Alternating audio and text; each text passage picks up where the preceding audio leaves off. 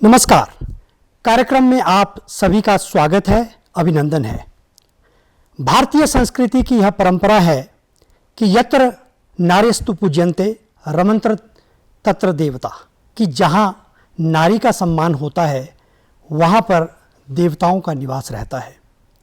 आज नारी जीवन के हर क्षेत्र में अग्रसर है, चाहे वह संसदीय प्रणाली में हिस्सेदारी की बात हो, प्रशासनिक सेवाओं की बात हो, पुलिस सेवा की बात हो, डॉक्टर्स, साइंटिस्ट, पायलट्स, इंजीनियर्स इत्यादि सभी क्षेत्र में आज नारी बढ़ चढ़कर आगे है। इसी नारी शक्ति का प्रतिरूप डॉक्टर चारुलता जी आज हमारे कार्यक्रम में विशेष रूप से आमंत्रित हैं। डॉक्टर साहब, आपका कार्यक्रम में बहुत बहुत स्वागत है, अभिनंदन है। दर्शकों, डॉक्टर चारुलता जी वैसे तो हरियाणा राज्य के करनाल क्षेत्र के रहने वाली हैं, परंतु वर्तमान में यह वैज्ञानिक के तौर पर हमारे प्रदेश में भारतीय गेहूं एवं जौ अनुसंधान संस्थान शिमला में अपनी सेवाएं दे रही है। जौ की खेती किस प्रकार की जा सकती है, उसके क्या उपयोग है, क्या उससे लाभ लिया जा सकता है, वैज्ञानिक दृष्टिकोण से हम इनसे इस विषय पर चर्चा करेंगे और आपको भरसक जानकारी दिलाने का प्रयास करेंगे। लेकिन जौ की खेती का वैज्ञानिक दृष्टिकोण तो है ही है, लेकिन साथ में धार्मिक दृष्टिकोण से भी जौ की बहुत महत्ता है। जौ को ब्रह्म स्वरूपाय कहा जाता है। ऐसा माना गया है कि जब इस धरती पर वनस्पति की पैदावार हुई तो सबसे पहले जौ की पैदावार मानी गई है। आपने देखा होगा कि जब नवरात्रों की पूजा होती है तो नव दुर्गा की पूजा के समय एक कलश में मिट्टी डालकर उसमें जौ डाले जाते हैं और उसके ऊपर कलश की स्थापना की जाती है। वह जो कलश की स्थापना होती है वह ब्रह्मा का रूप माना जाता है, इसलिए उसको ब्रह्म स्वरूपाय कहा जाता है। और ये भी धार्मिक मान्यता है कि जब 9 दिनों की पूजा के पश्चात उस गेहूं से हरी ध्रुवा अंकुरित होकर सामने आती है तो वह मंगल का जो संकेत माना जाता है, शुभ का संकेत माना जाता है। और कहा जाता है कि सर्व मंगल मांगल्ये शिवे सर्वे साधिके शरण्ये त्र्यंबके गौरी नारायणे नमस्तुते, अर्थात सबके लिए मंगलमय हो। हवन में जौ का प्रयोग किया जाता है।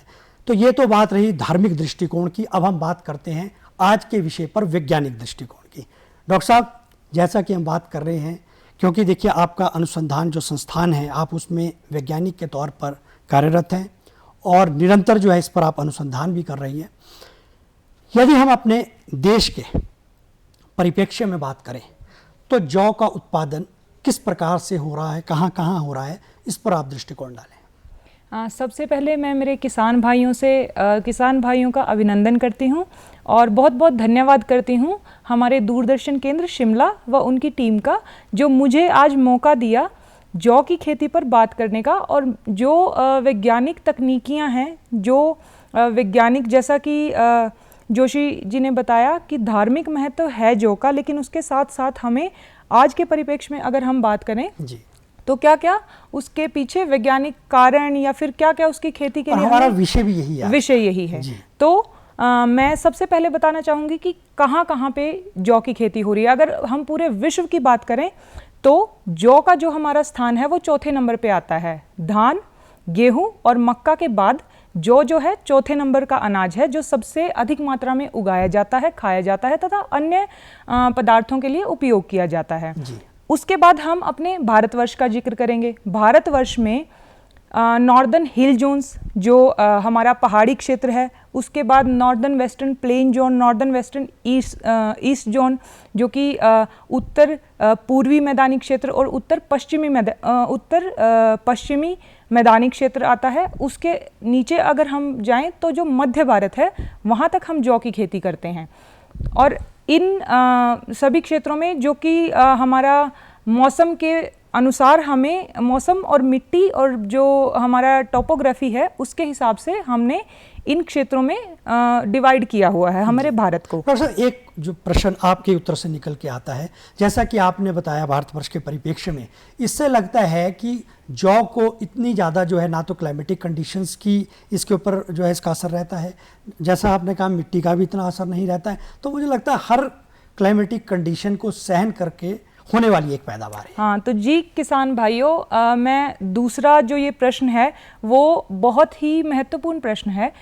जौ हमारा जो अनाज है वो बहुत पहले से उगाया जा रहा है।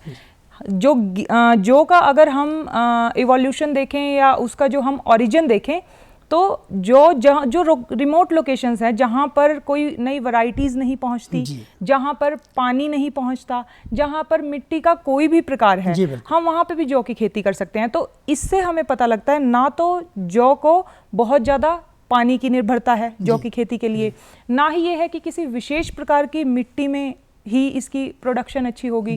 मेनली हम इसको सैंडी लोम जो सॉइल है, जो हमारा रॉकी सॉइल भी है, सैंडी लोम भी है, देखो पहाड़ों में भी जौ उग रहा है बहुत अच्छे से। उसके बाद अगर हम नॉर्थ वेस्टर्न प्लेन जोन की बात करें या नॉर्थ ईस्टर्न प्लेन जोन की बात करें, वहाँ पे भी भरपूर जौ उगाया जा रहा है। और उसके बाद हम मध्य भारत तक, अगर हम राज्यों की दृष्टि से देखें तो हिमाचल में जौ का बहुत ज़्यादा एरिया है। उसके बाद जैसे जम्मू कश्मीर है, हिमाचल है, उत्तराखंड है, हरियाणा है, राजस्थान है, पंजाब है और थोड़ा बहुत गुजरात में और यूपी तथा जो नॉर्थ ईस्टर्न जो हमारे रीजन है वहाँ पे जौ की खेती होती है। तो बहुत ज़्यादा मिट्टी या पानी का ऐसा नहीं है कि कोई स्पेसिफिक टाइप हमें चाहिए। तो डॉक्टर साहब, इसकी पैदावार के बारे में क्या बताएंगे? हाँ, तो पैदावार की अगर हम बात करें तो आज़ादी के कुछ समय बाद, जैसा कि मैंने बताया कि पारंपरिक अनाज है, ये हर तरीके के पूजा पाठ धार्मिक कार्यों में हम हर चीज़ की शुरुआत हम जौ के अनाज के साथ करते हैं। तो इसके साथ साथ अगर हम बात करें कि पैदावार कितनी है, आज़ादी के बाद हमने कुछ समय तक इस अनाज से हम विमुख रहे हैं। हमने इसको उगाना कुछ हद तक कम किया, लेकिन फिर भी अगर हम बात करें जो हमारे रिमोट एरियाज़ हैं, जैसे हिमाचल के कुछ एरियाज़ हैं, उनकी बात करें, उन्होंने जौ की खेती को बरकरार रखा। वो पीढ़ी दर पीढ़ी जौ के बीजों का या जौ की खेती का उन्होंने महत्व भी समझा और वो पीढ़ी दर पीढ़ी इसको आगे करते रहे। हाँ, तो हमारा जो भारतवर्ष का एरिया है, हमारा जो आंकड़े हैं हमारे पास 21-22 के और 22-23 के आंकड़े हैं। हम 21-22 के आंकड़े बताते हैं। 0.7 मिलियन हेक्टेयर में हमारा टोटल इसकी खेती हो रही है जौ की, और 1.36 मिलियन टन प्रोडक्शन हो रही है अगर हम इंडिया की बात करें। और अगर हम हमारे हिमाचल प्रदेश की बात करें तो हिमाचल में 0.8 टन जो प्रोडक्शन है वो जौ की अभी पिछले साल जो हमारा 22-23 के आंकड़े हैं उनके अनुसार 0.8 मिलियन टन की प्रोडक्शन हुई है। डॉक्टर साहब, देखिए, किसी भी पैदावार के लिए दो महत्वपूर्ण घटक माने गए हैं, मृदा और पानी। जी हाँ। आपने कहा कि इसमें इतनी कोई ज़रूरत नहीं है, फिर भी वैज्ञानिक दृष्टिकोण से, क्योंकि आप अनुसंधान क्षेत्र में निरंतर अनुसंधान इस फील्ड में कर रही हैं, तो क्या कहना चाहेगी किसानों के लिए? हाँ, तो किसान भाइयों, जैसा कि वैज्ञानिक हम हैं, लेकिन मैं मेरे किसान भाइयों को बताना चाहूँगी कि असली वैज्ञानिक आप हैं जी।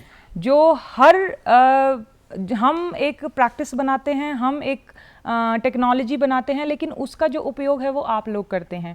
तो आप लोग हमारे से कहीं ज़्यादा जानते हैं। और जैसा कि मैंने बताया कि जौ की खेती के लिए हमें बहुत ज़्यादा स्पेसिफिकेशंस की ज़रूरत नहीं है, रेनफेड कंडीशन में होता है, लेकिन फिर भी जो इसका कि कितने पानी लगेंगे वो डिपेंड करता है वैरायटीज़ के ऊपर कि कौन सी वैरायटी आप लगा रहे हैं, अर्ली वैरायटीज़ हैं या लेट सोइंग वैरायटीज़ हैं। उसके बाद आ जाता है सिंचित है या रेनफेड है। ठीक है, जो अर्ली वैरायटीज़ हैं और जो सिंचित क्षेत्र हैं उनमें फिर पैदावार उस हिसाब से ज़्यादा होती है। ठीक है, कुछ वैरायटीज़ की पैदावार गेहूं के बिल्कुल बराबर है, कुछ वैरायटीज़ की पैदावार थोड़ी कम है।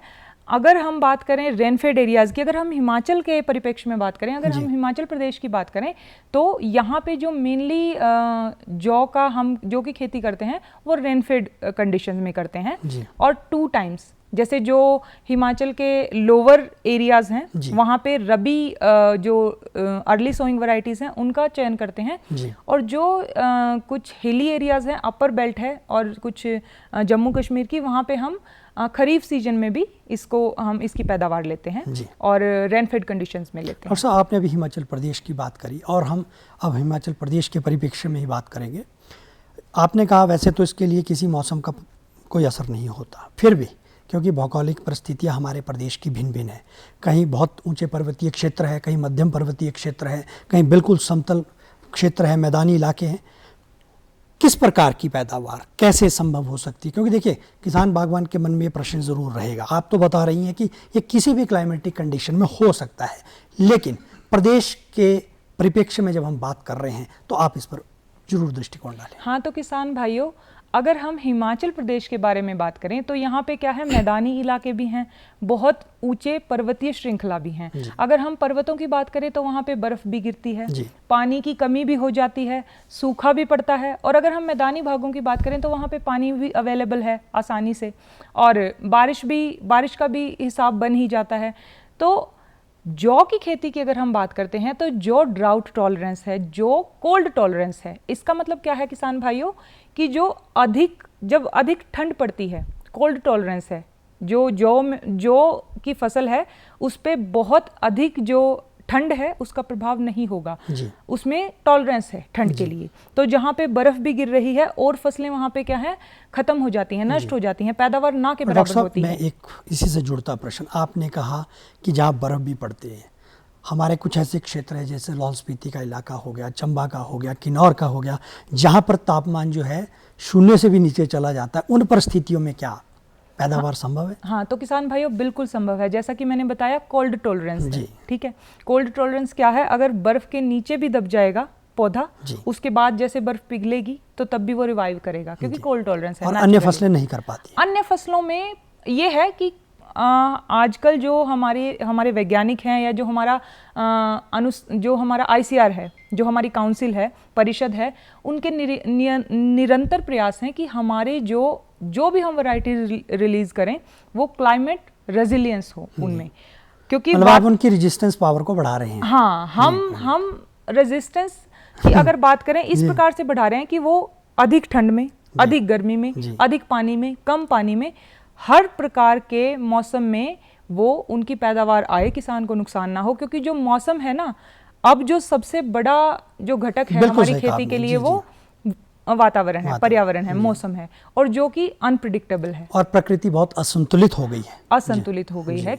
तो वो किसान भाई भी जानते हैं कि पिछले वर्ष इतनी ज्यादा बारिश रही, अब के साल बारिश ना के बराबर है, हो ही नहीं रही है। तो और जो बारिश की जो टाइमिंग है वो अनियमित है, जब बारिश चाहिए तब नहीं होती, जब नहीं चाहिए तब होती है। तो अगर इन सब की बात करें तो हमारे परिषद की कोशिश रहती है कि जो भी वैरायटीज हो क्लाइमेट रेजिलियंस टाइप की, यदि उन्हें कोई इस तरह का प्रकोप होता है तो फिर भी वो सर्वाइव रिकवर करें और प्रोडक्शन पे बहुत ज्यादा इफेक्ट ना पड़े।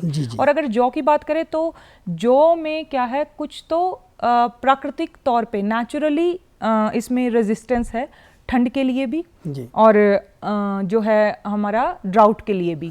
लेकिन उसके बाद भी हमारी कोशिश यही रहती है कि और आगे जो वैरायटीज़ आएँ उनमें बीमारियों के लिए भी रेजिस्टेंस हो, और भी जो वातानुकूलित हों वो, और भी जो वातावरण के जो घटक हैं उनके लिए भी वो अच्छा परफॉर्म करें। जी डॉक्टर साहब, अब बात करते हैं हम इसकी किस्मों को लेकर के, कौन कौन सी वैरायटीज़ है? तो किसान भाइयों को मैं बताना चाहूँगी कि जौ की अलग अलग राज्य के हिसाब से अलग अलग वैरायटीज़ हैं। तो जो हिमाचल प्रदेश की हम बात करें तो हमारा IRI का रीजनल स्टेशन है हिमाचल में, वह जौ के संस्करण और बीज उत्पादन के लिए बहुत काम करता है। जो हिमाचल की यूनिवर्सिटी है, जो पालमपुर में हिमाचल प्रदेश की जो गवर्नमेंट यूनिवर्सिटी है, वह जौ के लिए बहुत ज़्यादा काम करती है। हमारा जो संस्थान है Indian institute of wheat and barley research, जैसा कि नाम में झलकता है, गेहूं एवं जौ अनुसंधान संस्थान, भारतीय गेहूं एवं जौ अनुसंधान संस्थान। तो हमारा तो काम ही है गेहूं और जौ की नए नए बीज बनाना, उनके लिए एग्रीकल्चरल प्रैक्टिसेस बनाना, उनमें कौन सी टेक्नोलॉजिकली हमें एडवांसमेंट चाहिए, उन सबको मतलब प्रैक्टिस में लाना और किसानों को देना। तो हमारे संस्थान की कुछ वैरायटीज़ हैं, DWRUB, DWRB, ये एक श्रृंखला है जी। जैसे DWRUB 52 है, ये एक शुरुआती वैरायटी है जिसने जौ के प्रोडक्शन में क्रांति लाई थी। उसके बाद बहुत सारी नई नई वैरायटीज़ बनती रही, जैसे कि DWRUB 64, DWR 91, और उसके अलावा एक पालमपुर की एक बहुत अच्छी वैरायटी है HBL 804, जो कि हिमाचल प्रदेश के बहुत बड़े क्षेत्र में उगाई जाती है। उसके अलावा कुछ जो IRI का रीजनल स्टेशन जैसे मैंने बताया था, उनकी भी बहुत अच्छी अच्छी वैरायटीज़ हैं जिनकी बहुत अच्छी पैदावार है और उनमें बीमारियों के प्रति टॉलरेंस भी है, मतलब रोग प्रतिरोधक क्षमता भी बहुत ज़्यादा, हाँ, रोग प्रतिरोधक क्षमता है। वैसे तो मैंने बताया कि बहुत ज़्यादा रोग से इसमें कोई प्रभाव पड़ता नहीं, पर फिर भी कुछ रोग हैं जिनके लिए काम करना पड़ता है। जी डॉक्टर साहब, ये तो आपने जो किस्में बताई, इनकी उपलब्धता हमारे किसान बागवानों के लिए किस तरह से आप लोग सरल एवं सुगम बनाते हैं ताकि उन तक ये वैरायटीज पहुंच सके? तो किसान भाइयों, ये जो प्रश्न है बहुत महत्वपूर्ण है, क्योंकि अल्टीमेटली किसान को क्या चाहिए कि कहाँ से बीज मिलेगा, कितने मूल्य में मिलेगा और किस समय मिलेगा। देखिए, हमारा जो ICR IIWBR है, करनाल में स्थित है, वहाँ पे हमारा सीड पोर्टल ओपन होता है। सीड पोर्टल माने बीज के लिए एक पोर्टल हमने बना रखा है। तो उस पे क्या है, किसान भाई, जैसे जो गेहूं की बुआई का सीजन है अक्टूबर नवंबर, और जौ की बुआई का भी मेनली वही सीजन रहता है क्योंकि रबी क्रॉप है। तो उससे जैसे अक्टूबर में 15 अक्टूबर से पहले रजिस्ट्रेशन होता है, तो किसान भाई आप अपने आधार कार्ड के साथ अपना रजिस्ट्रेशन कराएं। और अगर आपको ज़्यादा मात्रा में बीज चाहिए, जैसे ये है कि सभी के लिए हम बीज की उपलब्धता कराने की कोशिश करते हैं, तो एक आधार कार्ड पे हम 5 किलो बीज निर्धारित करते हैं। एक रजिस्ट्रेशन पे एक आधार के साथ रजिस्ट्रेशन होगा और 5 किलो बीज मिलेगा। आप अपने परिवार के किसी और सदस्य के आधार कार्ड पे भी अपना पंजीकरण कर सकते हैं, अपना रजिस्ट्रेशन कर सकते हैं। डॉक्टर साहब, जो आपने पंजीकरण कहा पोर्टल पर, वो होगा करनाल के लिए, लेकिन बीज की उपलब्धता वो करनाल से आएगा कि आपका संस्थान यहाँ करनाल से आएगा, क्योंकि हमारा जो हेडक्वार्टर है वो करनाल में है। यहाँ हमारा क्या है, रोग जो गेहूं और जौ में रोग लगते हैं, हम उनकी निगरानी करते हैं, बीज वहां से। लेकिन अगर किसान भाई पास से बीज लेना चाहें तो हमारा पालमपुर से बीज उपलब्ध हो सकता है यूनिवर्सिटी से जौ का। उसके अलावा हमारा जो IRI का मैंने रीजनल स्टेशन बताया, वहां से भी जौ की उत्तम जो अच्छी किस्में हैं वो मिलेंगी। उसके अलावा जैसे मैंने बताया कि बीज तो वहाँ से मिलेगा, लेकिन किसान भाई अपनी रिक्वायरमेंट दे सकते हैं। हमारी एक ECRIP योजना है, all India coordinated research project on wheat and barley. तो यह एक परियोजना है जिसके अंतर्गत हम पूरे साल गेहूं और जौ की नई नई किस्मों और अन्य जो भी इसमें घटक हैं उनके लिए काम करते हैं। तो किसान भाई KVK से जुड़ें, किसान भाई जो यूनिवर्सिटीज़ हैं आसपास उनसे जुड़ें, जो रीजनल स्टेशन है। देखिए, जो स्टेट के डिपार्टमेंट हैं वो हर जगह हैं, उनके लिंक KVK से और सेंटर के डिपार्टमेंट से रहते हैं, तो किसान भाई संपर्क में रहें। मैंने पहले भी बोला कि आप असली वैज्ञानिक हो, लेकिन फिर भी हम लोग आपके लिए काम करते हैं और मैं चाहती हूँ कि अगर हम लोग जुड़ के काम करेंगे तो वह बहुत अच्छा होगा। आपके कहने का मतलब है कि अगर 4 कदम हमारा किसान चलता है तो हम उससे 2 गुना और 3 गुना, हाँ, आप तक 4 गुना चल के आएंगे। इतनी उन्नत किस्मों की बात करी, आज संरक्षित खेती की बात की जाती है, प्रोटेक्टिव कल्टीवेशन की बात की जाती है। क्या गेहूं की इसका जौ का उत्पादन पॉली हाउसेस के अंदर भी किया जा सकता है कि ओपन फील्ड्स के अंदर ही किया नहीं? देखिए, जो जौ का, जैसे जोशी जी मैं बताना चाहूंगी, जो है वो फील्ड क्रॉप है जी। जैसे पॉली हाउसेस के अंदर हम मेनली सीडलिंग या फिर वेजिटेबल्स, हाँ, उनका हम मेनली उत्पादन करते हैं। जो है फील्ड क्रॉप है, तो इसका तो उत्पादन मेनली फील्ड में पर ही हो। डॉक्टर साहब, अगले प्रश्न की ओर हम रुख करते हैं। प्रकार की बात, कितने प्रकार होते हैं? अच्छा, तो क्योंकि देखिए यहाँ भी हमारे किसान बागवानों के मन में एक जिज्ञासा होगी कि किस्म और प्रकार में क्या अंतर है, तो मैं चाहूँगा कि आप इसको डिफरेंशिएट करके बताएं। तो किसान भाइयों, जो किस्में हैं उनका मैंने आपको बताया, किस्मों के नाम भी बताए, कहाँ से मिल सकती हैं वो भी बताया। लेकिन अब एक दूसरा कैटेगरी आती है, दूसरा विभाजन है कि हम जौ को दो मुख्य प्रकारों में विभाजित करते हैं, एक माल्ट और दूसरा पर्लिंग के लिए। एक तो हम जो बार्ले है उसको माल्टिंग पर्पस से यूज करते हैं, industrial purpose, brewery industries mainly, और दूसरा है हम पर्लिंग जो फूड इंडस्ट्री है। फूड में भी हम फूड ग्रेन और फीड ग्रेन, फूड ग्रेन जो कि फूड ग्रेन जो है जो ह्यूमन कंजप्शन के लिए, जो हम अपने खाने में उपयोग में लाते हैं, और जो दूसरी इसमें कैटेगराइजेशन है वो है फीड ग्रेन जिसमें पशुओं के आहार और पोल्ट्री और उन कहने का मतलब है कि जौ की उपयोगिता दो प्रकार से की जा सकती है। अब आपने बात करी माल्टिंग, जहां आपने बात करी इसकी जो है ये ब्रूरीज इत्यादि में, तो ब्रूरीज के लिए जौ का प्रयोग कहाँ किया जाता है, इस पर भी थोड़ा प्रकाश डालें। और जहां आपने कहा कि खाने के उत्पादों के लिए, उस पर भी आप प्रकाश डालिए। जी, तो किसान भाइयों, जौ को हम अगर इंडस्ट्रियल जो हम और माल्ट इंडस्ट्री में हम बात करें, ब्रूअरी की हम बात करें, तो सब जैसे आज तक हमारा जो मेन फोकस रहा है वो माल्ट बार्ले पर रहा है हमारे संस्थान का। हालांकि जो HP यूनिवर्सिटी है हिमाचल प्रदेश जो पालमपुर में स्थित है, और दूसरा जो IRI रीजनल स्टेशन जैसे मैंने बताया, उनका हमेशा फूड और फीड बार्ले पर फोकस रहा है, लेकिन जो IIWBR है अभी तक ज़्यादा फोकस माल्ट बार्ले पर रहा है।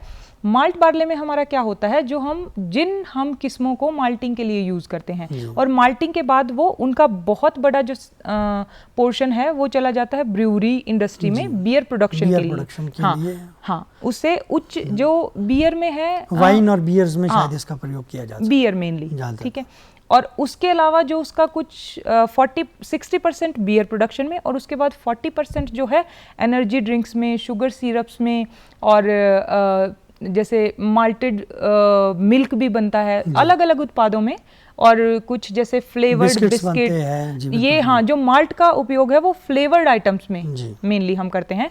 उसके अलावा बहुत सारे आजकल ब्यूटी प्रोडक्ट्स हैं, कॉस्मेटिक्स हैं, हाँ, जिसमें हम जैसे शैम्पू है या फिर कंडीशनर है, बालों में उपयोग में लाए जाते हैं, या फिर कुछ क्रीम्स हैं। उसके अलावा दूसरा जो है हमारा फूड और फीड बार्ले, जो कि जिसमें हम पर्लिंग जो टेक्निक है, पर्लिंग में क्या होता है कि हम बार्ले का छिलका उतार देते हैं, जौ का हम छिलका उतार के, और उसके बाद उसका जैसे आटा बनाते हैं, और आटे से भिन्न भिन्न उत्पाद, रोटी के लिए हम इस्तेमाल कर सकते हैं गेहूं के साथ मिला के, क्वालिटी भी अच्छी रहेगी। दूसरा हम उसको बिस्किट बनाने में, दलिया बनाने में, सत्तू बनाने में, और आजकल अगर आप सुपरमार्केट्स में जाएंगे तो बार्ले पफ मिलते हैं, जैसे कॉर्न पफ मिलते हैं जैसे, वैसे ही बार्ले पफ बनाए जाते हैं, विभिन्न उत्पाद बनाए जाते हैं। पहले क्या था, लोगों में मतलब एक भ्रांति, किसानों को लगता था कि हम बार्ले अगर उगाएंगे तो उसकी मार्केट में वैल्यू नहीं रहेगी, लेकिन आजकल जो बार्ले है उसकी जो वैल्यू है, उसके अगर मूल्य की बात करें तो वो गेहूं के बिल्कुल कंपैरेटिव है। दूसरा, प्रोडक्शन की अगर हम बात करें तो कुछ वैरायटीज, कुछ किस्में ऐसी हैं जो गेहूं के बिल्कुल बराबर की पैदावार भी देती हैं, और अगर थोड़ा और हम मेहनत करें, उसमें वैल्यू एडिशन करें, आटा बनाएं या फिर उसके बिस्किट बनाएं या फिर दलिया बनाएं, तो वो गेहूं के उत्पादों से अधिक मूल्य में सुपरमार्केट्स में अवेलेबल है जी। हाँ। और यदि देखा जाए तो हेल्थ पॉइंट ऑफ व्यू से भी, क्योंकि देखिए अंतिम उपभोक्ता तो कंज्यूमर ही है, और कंज्यूमर की अगर हेल्थ सही रहेगी तभी जो है किसान और बागवान का उत्पादन जो है मार्केट तक ज़्यादा से ज़्यादा पहुंचेगा। जी बिल्कुल। डॉक्टर साहब, कीट और रोग, क्योंकि देखिए कोई भी फसल है उसको कीट और रोग तो ग्रसित करते ही करते हैं, क्या जौ पर भी ऐसा प्रकोप होता है? हाँ, तो किसान भाइयों, जैसा मैंने आपको बताया कि इसमें गेहूं के अगर हम कंपैरिजन देखा जाए तो जौ में कुछ रोग प्रतिरोधक क्षमता ऑलरेडी है, तो कीटनाशक इसमें बहुत ज़्यादा बीमारियों का प्रकोप नहीं रहता, फिर भी कुछ रतवा रोगों से परेशानी आती है, या फिर वही है बदलता हुआ मौसम है तो कुछ हमारे रोग आ सकते हैं, तो उसके लिए हम इंसेक्टिसाइड या पेस्टिसाइड्स का यूज़ कर सकते हैं। दूसरा क्या है, हम फसल चक्र को अपनाएं।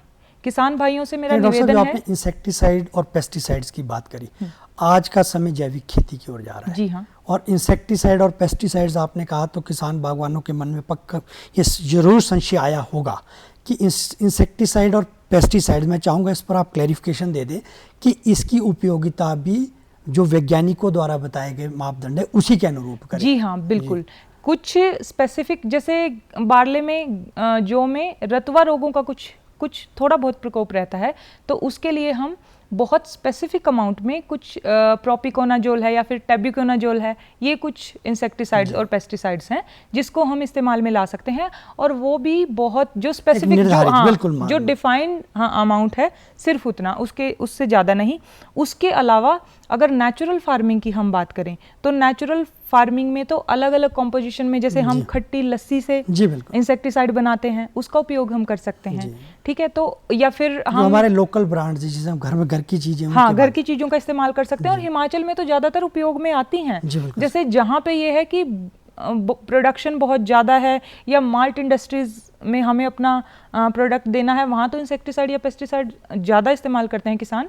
लेकिन हिमाचल के जो मेरे किसान भाई हैं वो बहुत अच्छा कार्य करते हैं, वह बहुत कम मात्रा में जो है पेस्टिसाइड या जो भी कीटनाशक दवाइयाँ हैं उनका कम से कम उपयोग करते हैं। मैंने जो हमारे कुछ केवीके से हमारी बात हुई, कुछ किसान भाइयों से, कुछ बहनों से संपर्क हुआ, तो हमने ये पाया कि वहाँ पे वैसे ही कम इस्तेमाल में लाते हैं वो लोग कीटनाशकों। डॉक्टर साहब, हमने पैदावार की बात भी करी, हमने उपयोगिता की बात करी, अब जो हमारे आज के विषय का अंतिम घटक है लाभ, इसके क्या लाभ है? हाँ, क्योंकि अब कार्यक्रम का समय भी हो रहा, तो मैं संक्षिप्त में चाहूंगा कि इसका तो किसान भाइयों, लाभ मैंने जैसा कि बताया कि गेहूं या अन्य अनाजों के बराबर की कीमत बाजार में उपलब्ध है। हेल्थ पॉइंट ऑफ व्यू से, हेल्थ पॉइंट ऑफ व्यू से, हाँ, तो हेल्थ पॉइंट ऑफ व्यू से अगर हम बात करें तो जो जौ है वो जो शुगर पेशेंट है, डायबिटिक पेशेंट है, उसके लिए वरदान है।